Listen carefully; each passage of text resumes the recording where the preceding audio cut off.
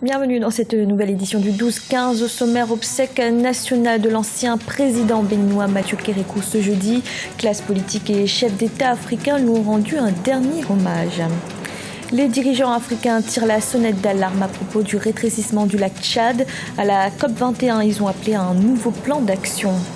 Et le gouvernement togolais a adopté un décret qui instaure une nouvelle grille indiciaire au sein de la fonction publique. L'initiative vise à améliorer les conditions de vie des fonctionnaires.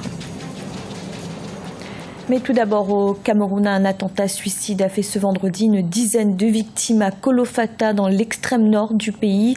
Un kamikaze s'est fait exploser, un autre est actuellement recherché. L'attaque n'a pas été revendiquée, mais le groupe terroriste Boko Haram est particulièrement actif dans cette région. Au Bénin, les obsèques nationales de l'ancien président Mathieu Kérékou, décédé le 14 octobre 2015, ont eu lieu ce jeudi à Cotonou, en présence de l'ensemble de la classe politique béninoise, mais aussi d'autres chefs d'État africains. À cette occasion, des hommages ont été rendus à l'ancien président. Un reportage de notre correspondant Lefti Ounou, commenté par Deborah Saspodo. La nation béninoise et la communauté internationale célèbrent l'ex-président béninois, le général Mathieu Kérékou, à Cotonou. À la faveur d'une cérémonie d'hommage organisée ce 10 décembre 2015, les autorités béninoises, des chefs d'État africains et des délégations diplomatiques se sont associés pour rendre de vibrants hommages au père de la Révolution de 1972 au Bénin. Décédé le 14 octobre 2015, le général Mathieu Kérékou continue de susciter l'admiration de ses pairs africains. Aujourd'hui, nous sommes venus rendre hommage au général Mathieu Kérékou, qui nous a récemment quittés.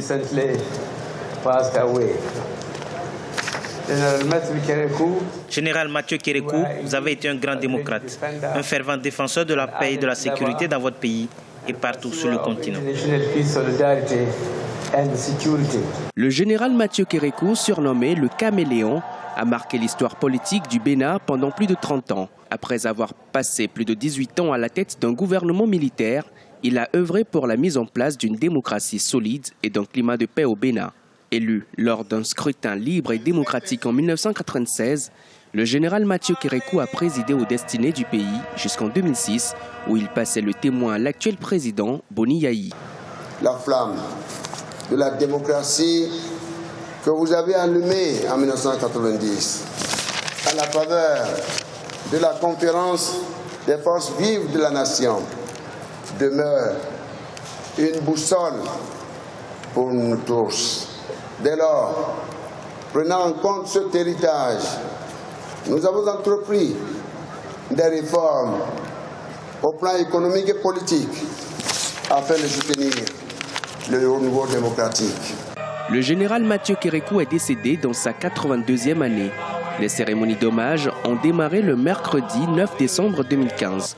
Elles prendront fin le samedi 12 décembre 2015 à Kouarfa, à Natitengu, dans la ville natale de l'ancien président. Pour graver son nom dans la mémoire collective, le gouvernement béninois a baptisé le plus grand stade de la capitale économique, qui est devenu le stade de l'amitié Mathieu Kérékou. En bref, au Burundi, 2 camps militaires ont été attaqués dans la nuit de ce jeudi à vendredi à Bujumbura, la capitale. Les assaillants ont été repoussés après plusieurs heures d'affrontement. Pour l'instant, aucun bilan de ces attaques n'a été communiqué.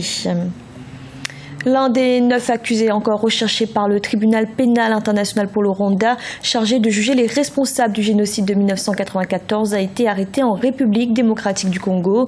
L'annonce a été faite ce jeudi. Il s'agit de Ladislas Tagonza. Son dossier a été transféré en mai 2012 à la justice rwandaise. Au Togo, le Conseil des ministres a adopté le décret qui instaure une nouvelle grille indiciaire au sein de la fonction publique, un soulagement pour les agents de l'État. Le gouvernement parle d'une initiative visant à améliorer les conditions de vie et de travail des fonctionnaires. Deogrâce Aspodo.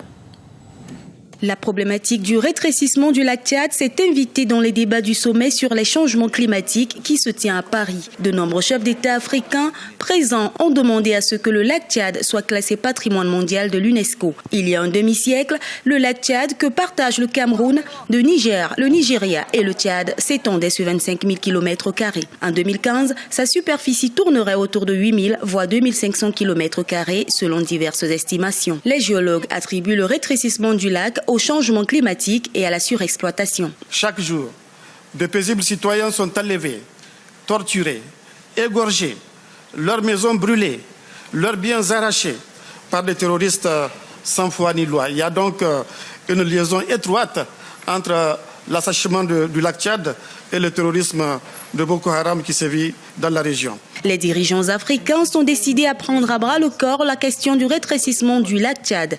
Le plan d'action retenu lors du sommet propose la mise à disposition d'environ 14 milliards de dollars sur une période de 10 années.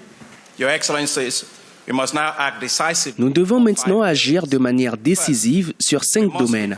Premièrement, relancer le bassin du lac Tchad. Cela permettra de stimuler l'activité économique en milieu rural et renforcer la résilience économique à travers le Nigeria, le Niger, le Tchad et le Cameroun. Ceci arrêtera l'afflux dangereux de terroristes qui profitent du rétrécissement du lac Tchad pour déstabiliser la région. Afin de lutter contre le changement climatique, le gouvernement tchadien avait lancé en juin 2015 un projet qui vise à préparer les populations riveraines du lac Tchad au changement climatique. Il s'agit de les initier au reboisement, à la préservation des ressources naturelles et à la lutte contre la pollution. En bref, au Burundi, 2 camps militaires ont été attaqués dans la nuit de ce jeudi à vendredi à Bujumbura, la capitale. Les assaillants ont été repoussés après plusieurs heures d'affrontements. Pour l'instant, aucun bilan de ces attaques n'a été communiqué.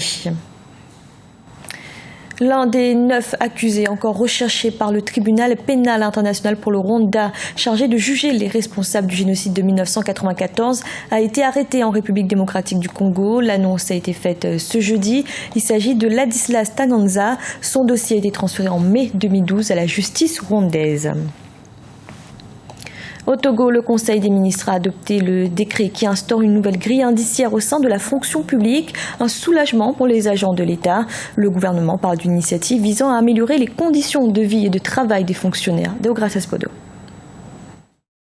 Attendu depuis janvier 2013, le décret portant statut général de la fonction publique au Togo a été adopté ce mercredi 9 décembre 2015 par le gouvernement. Le texte instaure une nouvelle grille indiciaire au sein de l'administration publique. Selon le gouvernement, il s'agit de garantir de meilleures conditions de vie et d'épanouissement pour les agents de l'État. L'État assure la conversion des allocations forfaitaires de 30 000 francs CFA et de 20 000 francs CFA en point d'indice, instaure la catégorie A3 et règle de ce fait les préoccupations liées au BTS, à la licence classique et au diplôme universitaire de technologie. Par ailleurs, le présent décret prévoit aussi un plafonnement, réglant ainsi le problème de la longue stagnation des fonctionnaires de la classe exceptionnelle. Depuis 2013, les autorités togolaises ont été confrontées à des mouvements d'humeur des travailleurs de l'administration publique. À travers une plateforme revendicative, ces derniers dénonçaient l'immobilisme de la valeur indiciaire, l'absence de la grille salariale comme document annexe au statut général de la fonction publique ou encore la non-harmonisation de l'âge de départ à la retraite. Plusieurs inquiétudes qui semblent trouver un début de réponse avec la récente initiative du gouvernement, même si beaucoup reste encore à faire. Le décret, en fait, ne met en musique que le statut de la fonction publique voté il y a 2 ans. Le décret d'application devrait suivre. C'est un élément à saluer. Maintenant, ce qu'il faut savoir, c'est que pour ce qui est de la synergie des travailleurs du Togo, il y a une plateforme de revendication qui a été déposée dont nous parlons de revoir la valeur indiciaire. Depuis déjà 2 ans, les travailleurs togolais bénéficiaient de ces 20 et 30 000 qui avaient été obtenus à la suite des mouvements de 2013. Le gouvernement togolais estime que l'adoption de ce décret portant statut général de la fonction publique s'inscrit dans le cadre de la promotion d'un climat d'apaisement social. Un engagement salué par de nombreux acteurs qui toutefois estiment que cela devrait se faire à travers un dialogue sincère et soutenu avec les organisations syndicales. C'était le journal de la rédaction. Merci de l'avoir suivi. Retrouvez dans un instant une nouvelle édition de l'information.